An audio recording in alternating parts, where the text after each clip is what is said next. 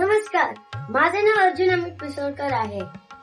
तुम्हाला गुढीपाडवा आणि नवीन वर्षाच्या हार्दिक शुभेच्छा. तुम्हाला माहित होतं का गुढीपाडवा म्हणजे काय? चला मी सांगतो. गुढी म्हणजे विजयाचे प्रतीक आणि पाडवा म्हणजे मराठी कॅलेंडर मधला पहिला दिवस. जेव्हा ब्रह्मदेवाने या विश्वाला बनवलं तेव्हा कोणता दिवस होता? हाच दिवस होता, गुढीपाडवा. छत्रपती शिवाजी महाराज लढाई जिंकून परत यायचे तेव्हा त्यांची लोक गुढे उभारून रांगोळ्या काढून त्यांचं स्वागत करायचे. आता मी तुम्हाला सांगतो गुढी कशी उभारायची.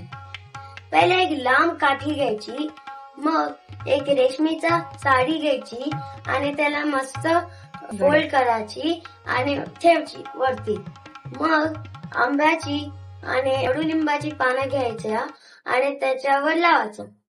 मग एक साखरेच्या गाठ्यांचा हार आणि फुलांचा हार लावायचा. मग सगळ्यात लास्टला एक तांब्याचा कलश घ्यायचा, त्याच्यावर स्वस्तिक काढायचा आणि मग उलटा करून त्याच्यावर ठेवायचा. झाली आपली गुढी रेडी. एवढ्या चांगल्या दिवसावर चांगला बेत हवाच. तर श्रीखंड, पुरी, बटाट्याची भाजी, भजी, कोशिंबीर, नंतर पापड, कुरडया, गरम मसाले भात, साधा वरण भात, हे असं चांगला बेत करायचा आणि एक चांगलं स्पेशल चटणी बनवता. चला मी तुम्हाला दाखवते ती कशी बनवायची. इकडे बघा. तर पहिले कडुलिंबाचे पानं घ्यायचे, मग चिंच घ्यायचं, मग गूळ घ्यायचं, जिरं घ्यायचं, मीठ घ्यायचं आणि एक खलबत्ता घ्यायचा.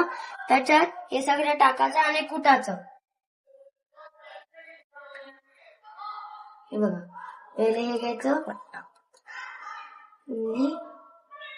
गूळ, जिरं, मीठ चवीला आणि चालत कुटात.